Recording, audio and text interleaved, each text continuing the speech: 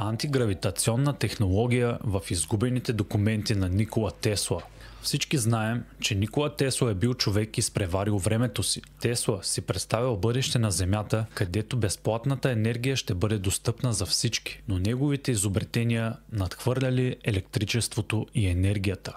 Ако не беше Тесла, вероятно все още нямаше да имаме представа за радиото, телевизията, промеливо-токовото електричество, бобината на Тесла, флуоресцентното осветление, неоновото осветление, устройствата за радиоуправление, роботиката, рентгеновите лъчи, радарите, микровълните и десетки други невероятни изобретения. Откъде идват футуристичните знания на Никола Тесла? Уилям Лайн, ученик на Тесла и автор на книгата "Окултна физика на етера", заявява, че сред ръкописите, открити в жилището на учения, има множество бележки за антигравитацията.